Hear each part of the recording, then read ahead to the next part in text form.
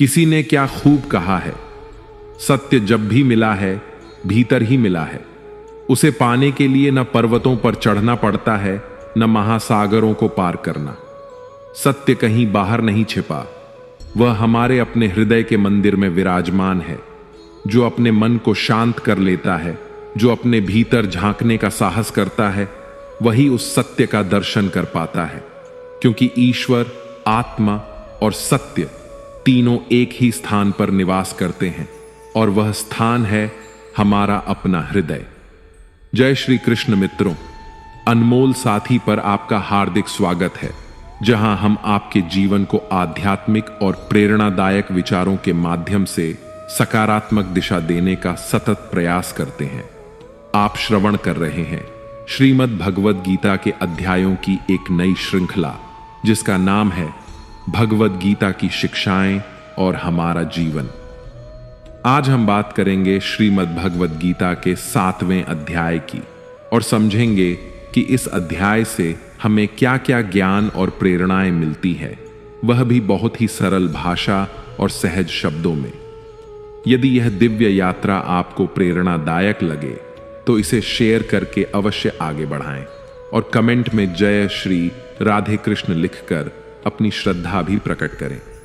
भगवान श्री कृष्ण द्वारा अर्जुन को प्रदत्त श्रीमद् भगवद गीता का 7वां अध्याय ज्ञान विज्ञान योग वह दिव्य अध्याय है जिसमें भगवान स्वयं अपने वास्तविक स्वरूप, अपनी माया, अपनी शक्ति और अपनी प्राप्ति के रहस्यों का उद्घाटन करते हैं।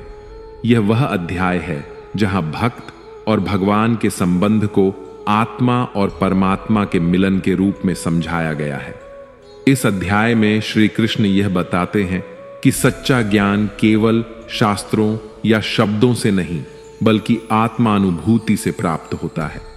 भक्ति, श्रद्धा और पूर्ण समर्पण ही वह मार्ग है जो मनुष्य को संसार की माया से परे ले जाकर ईश्वर तक पहुंचाता है।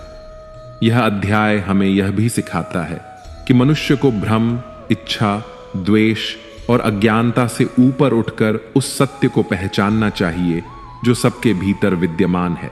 वही भगवान श्री कृष्ण स्वयं है।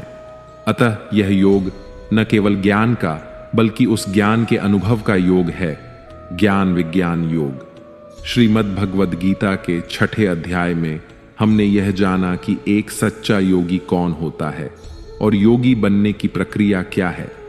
अब 7वें अध्याय में भगवान श्री कृष्ण हमें इस सृष्टि के गहरे रहस्यों से अवगत कराते हैं। हम जानेंगे कि भगवान किस प्रकार इस संसार का संचालन करते हैं, उनके प्रिय भक्त कौन होते हैं और क्यों सामान्य मनुष्य उन्हें पहचान नहीं पाता। साथ ही यह भी समझेंगे कि परमात्मा की प्राप्ति कैसे संभव है। मित्रों, अब तक भगवान श्री कृष्ण ने गीता के पिछले अध्यायों में अनेक महत्वपूर्ण प्रश्नों के उत्तर दिए। उन्होंने हमें यह बताया कि परमात्मा तक पहुंचने के 2 प्रमुख मार्ग हैं, ज्ञान योग और निष्काम कर्म योग। साथ ही यह भी स्पष्ट किया कि यज्ञ और कर्म कैसे करने चाहिए, ध्यान की विधि क्या है, वर्ण संकर क्या होता है, अवतार का रहस्य क्या है और प्रभु के दर्शन कब और कैसे होते हैं। 6ठे अध्याय के अंत में श्री कृष्ण कहते हैं कि वह योगी जो समर्पित भाव से मुझ में स्थिर हुआ है, अंतःकरण से मुझ में स्थित है, वही सर्वोत्तम है। लेकिन प्रश्न उठता है कि यह अच्छी प्रकार से स्थित होना वास्तव में क्या है और ऐसा कब होता है। यही प्रश्न 7वें अध्याय की शुरुआत का आधार बनते हैं। इस अध्याय में श्री कृष्ण केवल ज्ञान की बात नहीं करते बल्कि विज्ञान की भी चर्चा करते हैं। ज्ञान वह है जो मोक्ष की प्राप्ति के माध्यम से समझ आता है, लेकिन विज्ञान वह है जो यह दर्शाता है कि भगवान किस प्रकार सभी प्राणियों के हृदय में एक साथ निवास करते हैं और एक ही समय में हर जीव में क्रियाशील रहते हैं। यह अध्याय भगवान की दिव्य शक्तियों, भौतिक और आध्यात्मिक दोनों आयामों के गूढ़ रहस्यों को उजागर करता है। श्री कृष्ण बताते हैं कि संपूर्ण सृष्टि उन्हीं से प्रकट हुई है और जैसे धागे में मोती पिरोए जाते हैं, वैसे ही संपूर्ण जगत उन्हीं में स्थित है।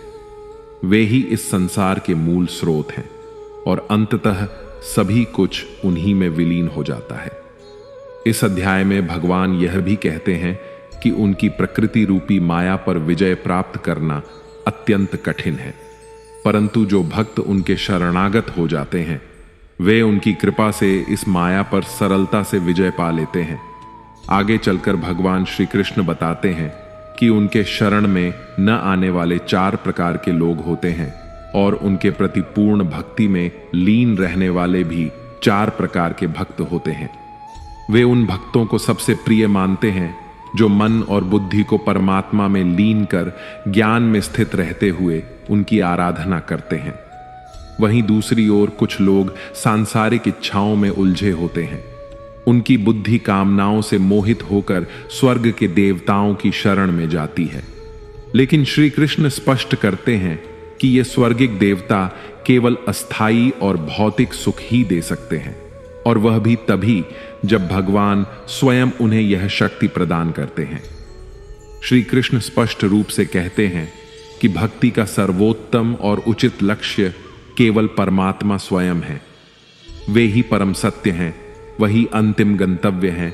वे सर्वज्ञ, सर्वव्यापक और सर्वशक्तिमान हैं, शाश्वत दिव्य गुणों से युक्त। परंतु उनका यह दिव्य और अविनाशी स्वरूप उनकी योग्य माया से ढका होता है, जिसके कारण अधिकांश लोग उन्हें उनके असली रूप में नहीं पहचान पाते। लेकिन जो सच्चे मन से उनकी शरण में आते हैं उन्हें भगवान स्वयं अपना दिव्य ज्ञान प्रदान करते हैं। इस दिव्य ज्ञान के माध्यम से भक्त उन्हें जानने में सक्षम हो जाते हैं और आत्मा तथा कर्म के गूढ़ रहस्यों को भी समझ लेते हैं। भगवान श्री कृष्ण 7वें अध्याय के प्रथम श्लोक में कहते हैं, मय्या सक्तम नाह पार्थ योगम युंजन्म दाश्रय असंशयम समग्रम मां यथा घ्यास्यसि तच्छृणु। अर्थात, हे पार्थ, अब तुम मुझसे सुनो कि जब कोई व्यक्ति भक्ति योग का अभ्यास करता है, मन को मुझ में लगाता है और पूरी तरह मेरी शरण में आ जाता है, तब वह मुझे संदेह रहित और पूर्ण रूप से कैसे जान सकता है। इसके बाद श्री कृष्ण कहते हैं, अब मैं तुम्हें वह संपूर्ण ज्ञान और विज्ञान बताने जा रहा हूं, जिसे जान लेने के बाद इस संसार में जानने के लिए और कुछ बाकी नहीं रह जाएगा। लेकिन हे अर्जुन, हजारों मनुष्यों में से कोई एक मुझ तक पहुंचने का प्रयास करता है, और उन प्रयास करने वालों में से भी कोई बिरला ही वास्तव में मुझे जान पाता है, मुझ में पूर्ण समर्पण और प्रेम करता है। फिर भगवान प्रकृति के तत्वों की बात करते हुए बताते हैं, यह जो पृथ्वी, जल, अग्नि, वायु, आकाश, मन, बुद्धि और अहंकार हैं, ये मेरी अपरा शक्ति के 8 घटक हैं जो जड़ प्रकृति कहलाती है। परंतु हे महाबाहु अर्जुन, इसके अतिरिक्त भी मेरी एक पराशक्ति है, चेतन शक्ति, जो संपूर्ण सृष्टि को धारण करती है, और वह है जीवात्मा। यही जीव शक्ति इस संसार के समस्त प्राणियों की जीवन ऊर्जा है। यह प्रकृति अनादि है और सनातन रूप से चलती आ रही है। तुम यह जान लो कि इस जगत के समस्त प्राणी मेरी इन्हीं 2 शक्तियों, जड़ और चेतन, के संयोग से उत्पन्न होते हैं। मैं ही इस समस्त सृष्टि का मूल कारण हूं और अंततः यह सब मुझ में ही विलीन हो जाता है। भगवान श्री कृष्ण कहते हैं, सारा संसार मुझ पर उसी प्रकार निर्भर है जैसे धागे में मोती पिरोए होते हैं। फिर भगवान अपने व्यापक स्वरूप को समझाते हुए कहते हैं, मैं वेदों में पवित्र ओम हूं, आकाश में गूंजती ध्वनि हूं और समस्त प्राणियों में विद्यमान सामर्थ्य हूं। वे आगे कहते हैं, मैं पृथ्वी की शुद्ध सुगंध हूं, अग्नि का तेज हूं, सभी प्राणियों में जीवन शक्ति हूं और तपस्वियों का तप हूं। हे अर्जुन, समझो कि मैं ही सभी प्राणियों का मूल बीज हूं। बुद्धिमानों की बुद्धि और शक्तिशालियों का तेज भी मैं ही हूं। इसके बाद भगवान प्रकृति के त्रिगुणात्मक स्वरूप का वर्णन करते हैं। यह प्रकृति 3 गुणों से युक्त है, सत्व गुण, रजोगुण और तमोगुण। ये सभी मेरी शक्ति से उत्पन्न होते हैं। यह संपूर्ण सृष्टि इन्हीं गुणों से मोहित हो रही है, लेकिन मैं इन गुणों से परे हूं, इसीलिए लोग मेरी सच्ची पहचान नहीं कर पाते। श्री कृष्ण बताते हैं कि यह दिव्य शक्ति माया अत्यंत बलवान है और इसे पार कर पाना कठिन है, लेकिन जो मेरे सच्चे शरणागत होते हैं वे मेरी कृपा से इसे सहजता से पार कर लेते हैं। भगवान यह भी स्पष्ट करते हैं कि 4 प्रकार के लोग मेरी शरण में नहीं आते। वे जो ज्ञान से वंचित हैं, वे जो अपनी हीन प्रवृत्तियों में लिप्त रहते हैं, वे जो आलस्य और भ्रम के कारण सत्य को स्वीकार नहीं करते, और वे जो आसुरी स्वभाव वाले हैं। ये लोग माया के जाल में फंसे रहते हैं और ईश्वर को समझ नहीं पाते। श्रेष्ठ अर्जुन, 4 प्रकार के पवित्र लोग मेरी भक्ति में लीन रहते हैं। कोई दुख और संकट में मुझे याद करने वाला, कोई ज्ञान की जिज्ञासा रखने वाला अर्थात मुझे जानने की इच्छा रखने वाला जिज्ञासु, कोई संसार के स्वामित्व की अभिलाषा रखने वाला, और कोई जो पहले से ही मुझे जानने वाला परम ज्ञान में स्थित ज्ञानी। इनमें से मैं उन्हें श्रेष्ठ मानता हूं जो ज्ञान युक्त होकर मेरी आराधना करते हैं, मुझे भजते हैं और दृढ़ता पूर्वक अनन्य भाव से मेरे प्रति समर्पित रहते हैं। मैं उन्हें बहुत प्रिय हूं और वे मुझे अत्यंत प्रिय हैं। ये चारों ही प्रकार के भक्त दयावान होते हैं, लेकिन ज्ञानी पुरुष तो मानो जैसे मेरा ही रूप हो, और ज्ञानियों में भी वह व्यक्ति जो मुझे बहुत सारे जन्मों से मानता आया है, वह मृत्यु के पश्चात मुझ में ही समा जाता है। मित्रों, मुक्ति और भोग दोनों ही भगवान से मिलते हैं, तो फिर सभी को एकमात्र परमात्मा का भजन करना चाहिए, ध्यान करना चाहिए। फिर भी लोग इधर उधर क्यों भटकते हैं? इस प्रश्न को 7वें अध्याय में भगवान श्री कृष्ण स्पष्ट करते हैं। वे कहते हैं, आप जहां जहां जा रहे हैं वहां मैं ही तो हूं, लेकिन वह तरीका, वह विधि सही नहीं है। भगवान बताते हैं कि कामनाओं ने अर्थात इच्छाओं ने जिनके मन को हर लिया है, वे मुझसे भिन्न अन्य देवताओं की शरण में चले जाते हैं। जो भक्त अपनी किसी इच्छा पूर्ति के लिए जिस जिस देवता के स्वरूप को जिस श्रद्धा के साथ पूजना चाहता है, मैं उसी देवता के प्रति उसकी श्रद्धा को स्थिर कर देता हूं और वह भक्त उन्हीं देवताओं को प्राप्त हो जाता है। लेकिन यह फल अधिक समय तक नहीं टिकता, और यदि कोई भक्त किसी भी प्रकार से मेरी ही पूजा करता है तो उसे मैं अपना ही बना लेता हूं। जो मूर्ख मुझे जन्म लेने और मरने वाला मानते हैं, वे मुझे प्राप्त नहीं कर पाते। मैं भूतकाल, वर्तमान और भविष्य तीनों कालों को जानता हूं, जबकि श्रद्धा रहित लोग मुझे नहीं जान पाते। आखिर कोई भगवान को क्यों नहीं जान पाता है? इस पर श्री कृष्ण कहते हैं, हे भरतवंशी, इच्छा और द्वेष के वशीभूत होकर संसार के जितने भी मनुष्य और प्राणी हैं, नर नारी सभी मोह को प्राप्त हो जाते हैं, इसलिए वे मुझे जान नहीं पाते। जिसे आराधना कहते हैं उसे योग कहते हैं, ध्यान कहते हैं, अभ्यास कहते हैं, चिंतन कहते हैं। जो ऐसा करते हैं, जिन भक्तों ने अपने पापों को नष्ट कर दिया है, वे इन सभी मोह माया से मुक्त होकर अंत में दृढ़ रहकर उसी मार्ग पर टिके रहते हैं और मुझे भजते हैं। वे मेरी शरण में आकर उस चक्र से, जिसे जन्म और मृत्यु का चक्र कहा जाता है, मुक्ति पाने का प्रयास करते हैं। जो भक्त इस सांसारिक मोह और माया को छोड़कर श्रेष्ठ कर्मों का आचरण करते हुए मेरी भक्ति करते हैं, वे इस मृत्यु के बंधन से मुक्त होकर अंततः मुझ में ही समा जाते हैं।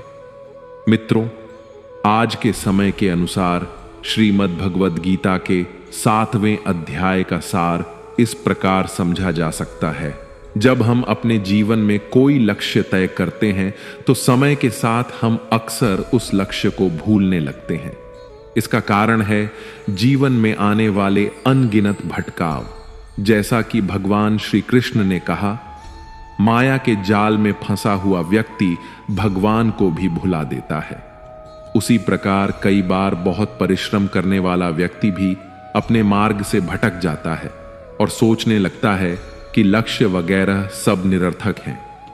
अभी तो जीवन का आनंद लो, कल क्या होगा कौन जानता है। भगवत गीता में ऐसे लोगों को भगवान श्री कृष्ण ने मूर्ख कहा है, अर्थात वे जो यह भी नहीं समझते कि जीवन में आने वाले भटकाव केवल उन लोगों की परीक्षा लेने आते हैं जो वास्तव में परिश्रम कर रहे होते हैं। कोई व्यक्ति इन भटकावों में उलझ जाता है तो कोई उन्हें पार कर सफलता प्राप्त कर लेता है, और जो निरंतर बिना रुके बिना डिगे अपने लक्ष्य की ओर अग्रसर रहता है, वही व्यक्ति जीवन में सच्ची सफलता का अधिकारी बनता है। मित्रों, ज्ञान विज्ञान योग हमें यह समझाता है कि जब तक हम संसार के सुख दुख, लाभ हानि, मोह माया के बंधनों में उलझे रहेंगे, तब तक ईश्वर को जान पाना असंभव है। परंतु जो अपने भीतर झांक कर अपने कर्मों को शुद्ध कर श्रद्धा और भक्ति के साथ भगवान की शरण में जाता है, वही उस दिव्य शक्ति को प्राप्त करता है जो सृष्टि की आधार है। भगवान श्री कृष्ण के वचनों का सार यही है कि जिसने अपने मन को स्थिर कर लिया, जिसने अपनी वासनाओं को शांत कर लिया और जिसने अपने जीवन को भक्ति के मार्ग पर अर्पित कर दिया, वही मुझे जान लेता है और मुझ में ही विलीन हो जाता है। इस अध्याय का संदेश अत्यंत गूढ़ परंतु जीवन के हर क्षेत्र में उपयोगी है। यह हमें सिखाता है कि सच्ची सफलता, सच्चा सुख और सच्चा ज्ञान सब कुछ भगवान की कृपा में निहित है। इसलिए अपने हर कर्म को ईश्वर को समर्पित करें, अपने हर विचार को शुद्ध करें और अपने हर श्वास में प्रभु का नाम जपें। तभी जीवन का परम लक्ष्य मोक्ष प्राप्त होगा।